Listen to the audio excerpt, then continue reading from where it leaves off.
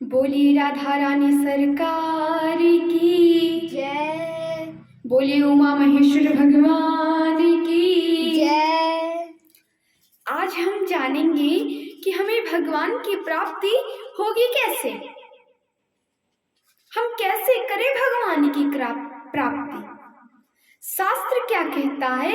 अरे शास्त्र कहता है काम छोड़ो, क्रोध छोड़ो, लोभ छोड़ो, मोह छोड़ो, ये कहता है शास्त्र। और काम क्रोध लोभ मोह को ही छोड़ने से हमको भगवान की प्राप्ति होगी। परंतु हम उनकी बात कह रहे हैं जो पान खाना नहीं छोड़ सकते, सुपारी खाना नहीं छोड़ सकते और कमला पसंद खाना नहीं छोड़ सकते। वो काम क्रोध लोभ मोह ईर्ष्या द्वेष छोड़ेंगे कैसे? अरे पहले ये सब तो खाना छोड़ दीजिए, तब तो काम क्रोध लोभ मोह छोड़ेंगे। तुलसीदास जी क्या कहते हैं? अरे तुलसीदास जी कहते क्या है? चिंता शापिनी को नहीं खाया, जो जग जाहि न व्यापी माया। तुलसीदास जी कहते हैं। वेदांत क्या कहता है? वेदांत कहता है जब प्राणी सब कुछ त्याग करके ईश्वर से मिलने जाता है ना, तभी उसे ईश्वर की पहचान हो सकती है, अन्यथा ईश्वर की पहचान हो नहीं सकती। और त्यागना क्या क्या है? त्यागना है हमको काम को त्यागना है, क्रोध को त्यागना है, लोभ को त्यागना है, मोह को त्यागना है। त्याग देंगे ईश्वर की प्राप्ति हो जानी है। लेकिन अपने जैसे संसार में फंसे जीव उपनिषदों के ज्ञान को बचा नहीं सकते। इसी बात का विचार करके भगवान व्यास ने किसकी रचना कर दी? श्रीमद् भागवत महापुराण की रचना कर दी। और यही बात एक दिन परम पुनीत निमिषारण्य क्षेत्र में हुई थी। सभी ऋषियों क्या किए? ब्रह्मा जी के पास आए। ब्रह्मा जी के पास जब वो लोग आए, उन्होंने कहा, हे प्रभु, हमें कोई ऐसा पूर्ण क्षेत्र बता दीजिए जहां पर हम अपना ज्ञान शस्त्र आयोजन कर सके। हमें एक ज्ञान शस्त्र आयोजन करना है, पूर्ण क्षेत्र हमको बता दीजिए। ब्रह्मा जी से कहते हैं। तो ब्रह्मा जी क्या कहते हैं? ब्रह्मा जी ने एक चक्र देते हैं। चक्र दे दिया ब्रह्मा जी ने और उनको निर्देशित कर दिया, मतलब उन्हें बता दिया। क्या बता दिया? कहा, सुनो, ये चक्र चलते चलते चलते चलते इसकी नींव जहां शांत हो जाएगी ना, उसी को आप लोग पूर्ण क्षेत्र समझ लीजिएगा। अब ये चक्र चलते चलते चलते चलते चलते चलते पूरे भारतवर्ष में इसने भ्रमण कर दिया। भ्रमण जब किया और उत्तर प्रदेश के ये सीतापुर जिले में जाकर रुक गया। और सीतापुर जिले में जाकर जैसे ही रुकता है, तुरंत उस जिले का नाम हो क्या जाता है? निमिषारण्य पड़ जाता है। और बोली निमिषारण्य तीर्थ स्थान की जय।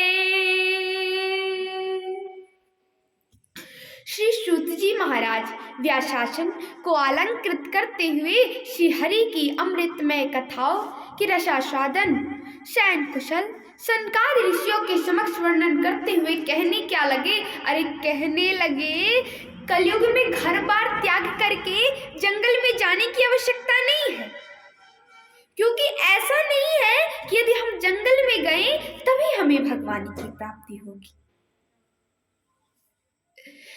भगवान, क्योंकि गोपी ने ना कभी घर छोड़ा ना कभी वन गई, फिर भी उन्हें भगवान की प्राप्ति हो गई। तो जो भगवान को प्राप्त करने के लिए पता है क्या? हमें नियमित भाव चाहिए। भाव की महत्व है। यदि भाव रहेगा तो हमें भगवान मिल जाएंगे। भावो ही विद्यते देवा ना पाषाणे ना मृणमयम्।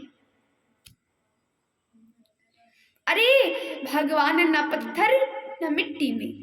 अरे हमारा जहां भाव है ना, वही भगवान। हमारा भाव इस पत्थर में है तो हम भगवान यहाँ हैं। हमारा भाव उस मिट्टी में है तो उस भगवान उस मिट्टी में है। और एक इसमें दृष्टांत। दृष्टांत क्या है, तो प्रहलाद जी थे।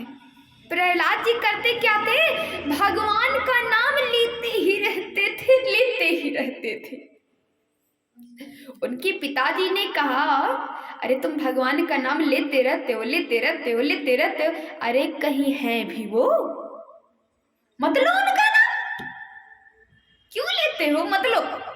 उन्होंने कहा, नहीं पिताजी ऐसे ना कहिए, अरे इन्हीं का तो नाम लेने से जगत का कल्याण होने वाला है, सभी का कल्याण इन्हीं का नाम लेने से होगा।